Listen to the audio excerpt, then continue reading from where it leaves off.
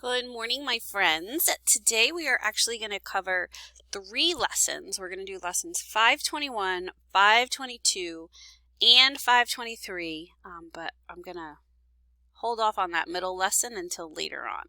So right now we're going to talk about lessons 521, which is called Environmental Challenges, and lesson 523, which is called Pollution.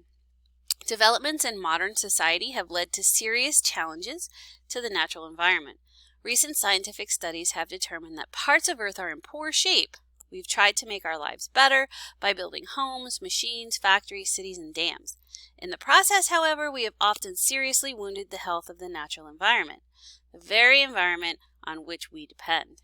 The challenge facing people around the globe is how to sustain the continued development of human society without destroying that environment and its natural resources, health, and space. Today, more and more people are seeking solutions to environmental challenges. Current environmental problems can be attributed to various causes. The rapid increase in industrialization since the mid-1700s has contributed to environmental strife in a wide variety of ways, including excessive use of non-renewable resources, destructive practices in acquiring materials, inadequate policies in waste disposal, and lack of planning for long-term effects. Other issues, such as the massive increase and spread of the human population, also play major roles. With so many more people to house, feed, and employ, the burden on Earth's resources is vastly greater than it was when people began to industrialize the world. Analyzing each environmental challenge in depth can lead to the discovery of viable solutions. It's important to understand that none of the current environmental concerns you'll explore in this lesson are simple issues. For example, look at the case of the timber industry. One extreme includes people who want to clear-cut or chop down all trees in a given area, arguing that we need the wood and that the industry creates jobs and helps the overall economy of the region, state, and nation. The other extreme includes people who wouldn't cut any trees, arguing that trees cleanse the air, combat soil erosion, give habitat to wildlife, and are beautiful to look at. Pollutants released into water sources spread pervasively through entire ecosystems. For hundreds of years, families have fished the Huai River Basin in central China. Once the lifeline of village communities, the river basin not only provided fish, but water for drinking and irrigating nearby crops. Today, the human activity that used to surround the river has faded away, and its water now runs full of untreated and toxic factory waste. Huts, often emptied by cancer and other diseases, stand as silent reminders of the people who used to inhabit them. Poor air quality chokes the natural flow of gases in the atmosphere. Early one morning, a man in Mexico City starts his car. He pulls onto a main road flanked by cement buildings and into the traffic stream of 3 million cars that this city is home to. He must complete all his work and errands today because tomorrow is a no-car day. Considered some of the worst on Earth, air pollution suffocates Mexico City and requires policies to allow compounds such as ozone and carbon monoxide to clear out of the air. Pollutants suspended in the air cause a wide variety of health problems in both humans and surrounding ecosystems. Today, the younger generation of Mexican schoolchildren are being taught about air pollution and its link to respiratory ailments. The government is working hard to find solutions that will help with clean air.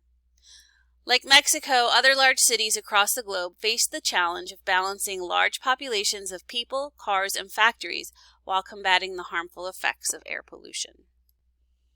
Human activities generate large amounts of hazardous waste that pose severe risks to human and environmental health. It may seem hard to believe, but here in the United States, back when people and companies started using chemicals and making chemical waste, they didn't really think it was a big deal to throw them away like any other type of trash. Toxic chemicals were simply dumped into landfills or lakes, creating thousands of sites contaminated with hazardous waste. Once the government realized the dangers of such practices, laws were put into place to stop random dumping. The United States Environmental Protection Agency manages and oversees hazardous waste disposal throughout the country. In 1980, Superfund, a division of the EPA, was created to clean up the thousands of hazardous waste sites in the United States. Companies now must dispose of their waste in responsible ways that do not pose health risks to human, plants, animals, or the environment in general. Mercury as type of hazardous material poses a serious threat to health, especially in children. The element mercury is one example of a hazardous material. At high levels, it is known to cause developmental abnormalities in babies and is often related to brain function problems in adults. In Illinois, 100% of the waterways are polluted with mercury, most of which comes from burning coal in plants and factories. Mercury passes into the food chain easily and reaches high levels in higher ordered organisms such as fish and birds. Mercury is retained in most living things rather than being consumed, broken down, or excreted. Therefore, if a big fish eats 10 smaller mercury-containing fish, the larger fish will have the mercury of all 10 smaller fish in its system. If a person eats 2 such larger fish, that person ingests even higher levels of mercury. Radioactive waste poses a unique problem because of its extreme longevity. When scientists and engineers first supported nuclear energy, the issue of waste disposal was not a big concern. People believed it could be disposed of by burial until it was no longer dangerous. But it takes an extremely long time for radioactive waste to break down and become inert or safe. Until then, it is highly dangerous to the cells of living things. Scientists now think it will take approximately 3 million years for all nuclear waste on Earth produced since 1983 to become safe. Scientists and policymakers are asking the following questions. How can we contain such waste for so long without leaking? Are humans capable of constructing a truly safe holding place? And what about the nuclear waste being generated each day? Agricultural pollutants generate multiple environmental concerns. What could be more serene than driving past acres of green farmland? Yet, as idyllic as it may seem, the farming industry has often been directly responsible for many environmental problems. To help protect crops and animals, enormous amounts of toxic chemicals, pesticides, herbicides, antibiotics, and nitrogenous fertilizers are poured, sprayed, and scattered onto millions of acres of land. Many of these chemicals have been proven harmful to both people and animals, in addition to polluting the water. Yet some farmers claim that without these products, they would not be able to afford to produce enough food for us to live on. Each environmental concern comes with complex issues with many perspectives. Positive solutions must be sought.